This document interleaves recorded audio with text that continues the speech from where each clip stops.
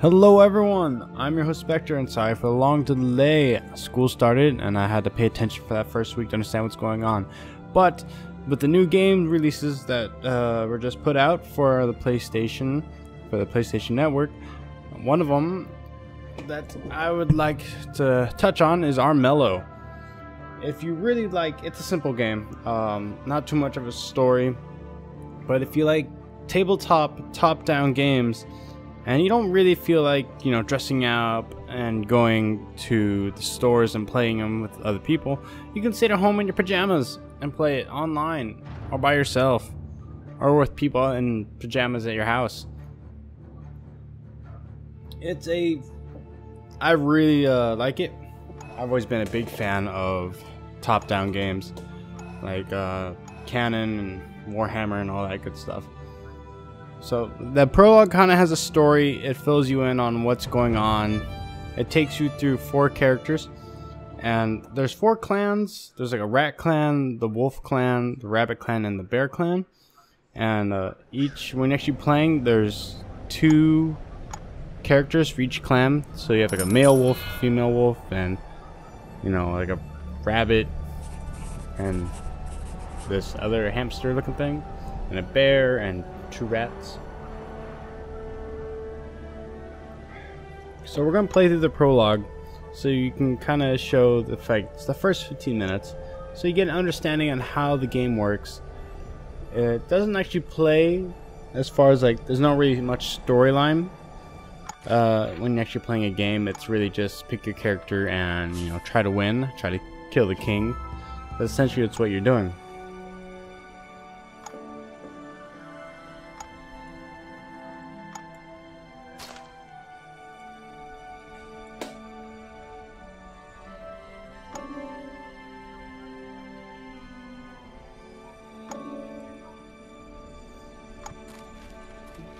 So Armello has some really interesting features to it.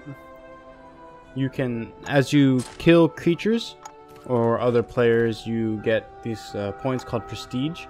And at the end of everyone's turn, if you have the highest prestige, the king will call upon you and ask you for your opinion on what buff to use.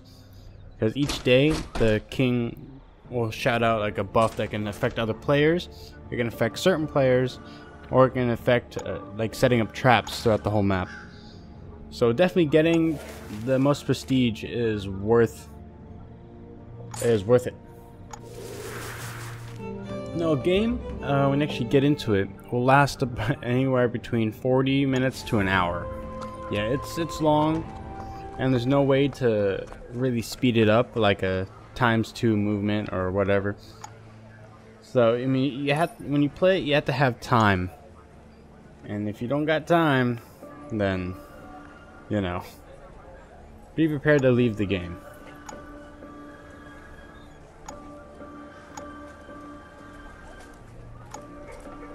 You also find this game on Steam, so if you don't really play consoles, it's available to you on Steam and computers.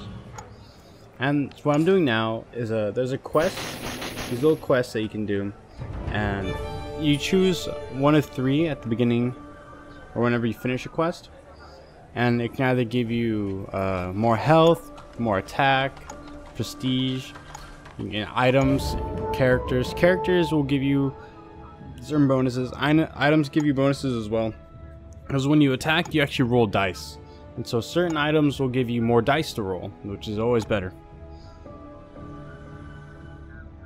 But there's also negative effects. If you lose, some effects you might lose 2 health, you might lose prestige, your turns would end right there, even if you have more move points, action points, AP.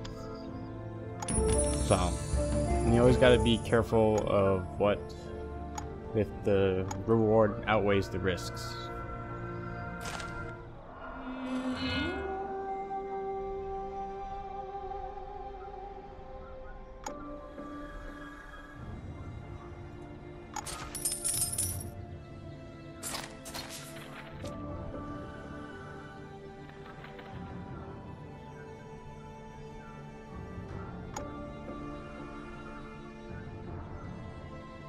So some little facts about this game while we're kind of, as you can read the screen, that this is actually developed by an Australian independent studio called League of Geeks, and it is their debut project. And it is actually, for the debut project, this is a really great.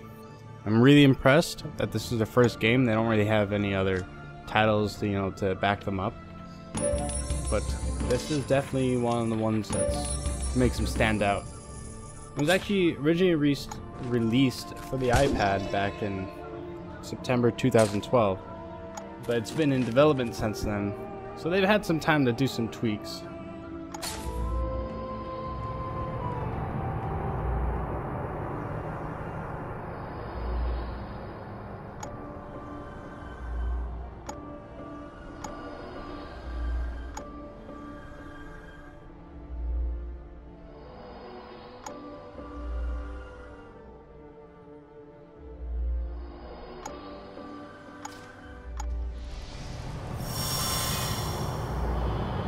Studio is made up from 4 directors with a collective of 40 years of experience.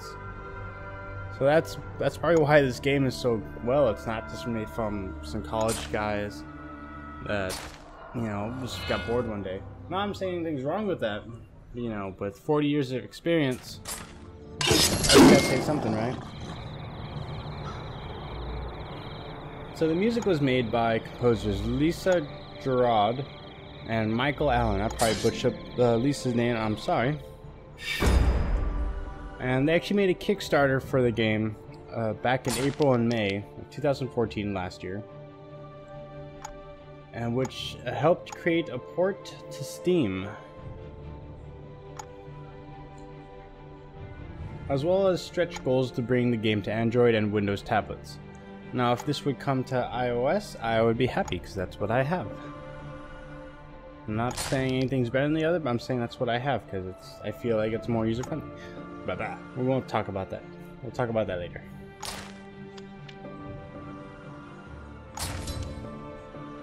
Like I said, this is a kind of your traditional fantasy tabletop role-playing game, and as you can see, we use dice for attack, and certain icons will tell you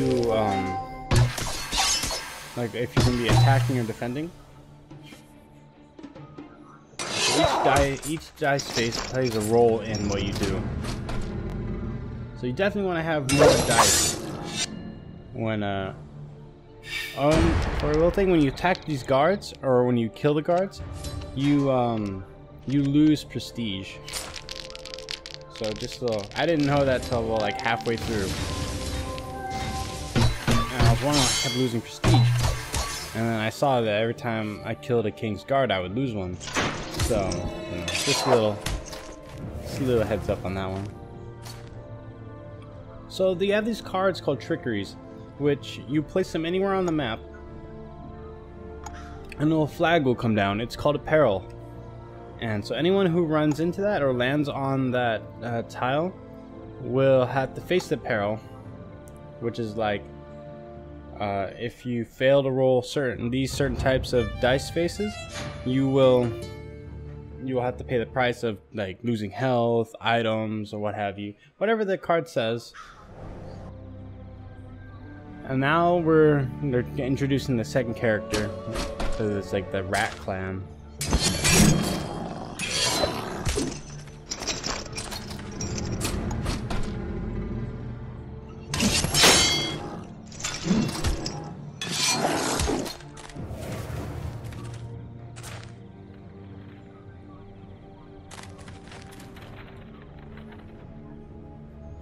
So if you went to the Game Developers Conference, GDC, in April of 2013, you would have saw a pre-alpha build of this game. Now that was back like 2 years ago, but if you remember it and it stuck with you and you followed through, you're the real fans. It was also showed at PAX Australia. Since this game developers were in Australia, it's probably easier for them to go there, the following July. And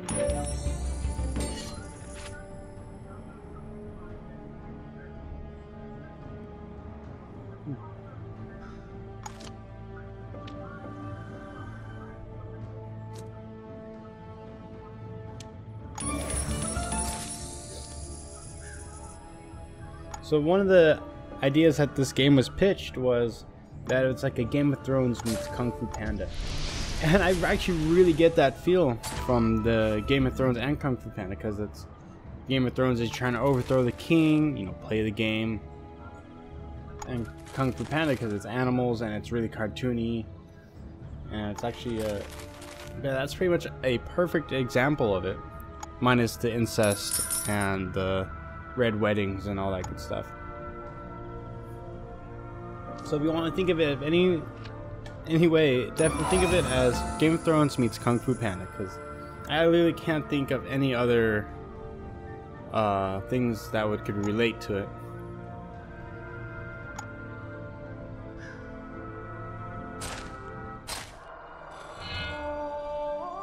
Dang, and so the Kickstarter was it was a 30-day Kickstarter, and back in April 2014, to get an additional $200,000 Australian dollars. I don't know what the transfer rate for that was, to help produce the game, as well as get it released on Windows and Mac and Linux using the Steam services.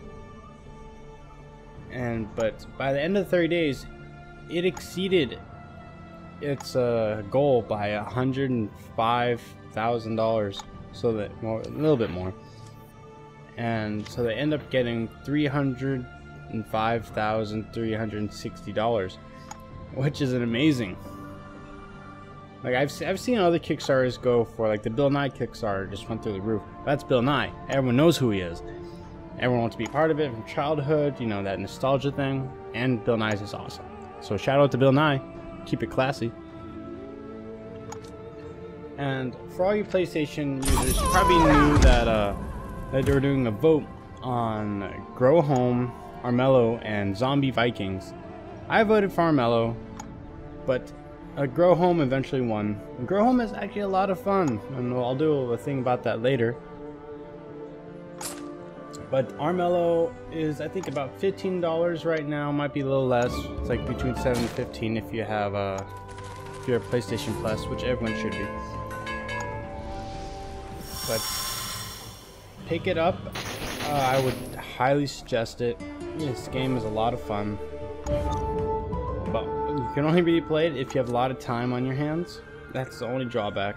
You can't just, if you're looking for a quick play, this is definitely not it.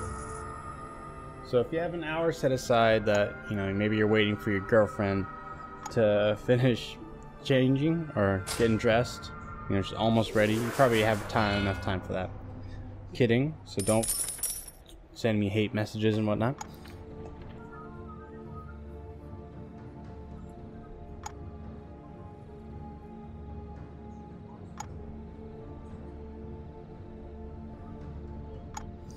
But yes, the overall objective of this game is to overthrow the king. Pretty much just gotta kill him. And there's many ways you can do that. If slowly, the king will lose, every time a day goes by, a king will lose 1 health. Because he's like infected by this plague called the rot. But every time the night comes around, he gains a rot, which makes him stronger, gets him more dice to roll. So there's some side effects. If you let him keep going, he'll lose health, but he gets higher rot, and it's gonna be harder for you to kill him.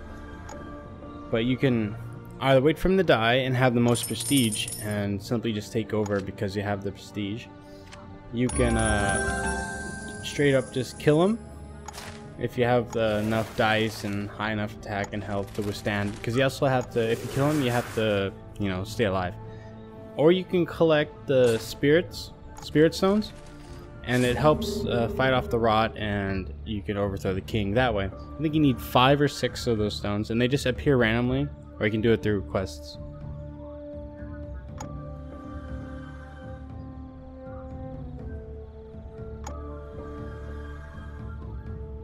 As you can see, we're going over the peril card right now, and it's saying how you need to roll certain dice and all that good stuff, or else they steal 1 equipment item.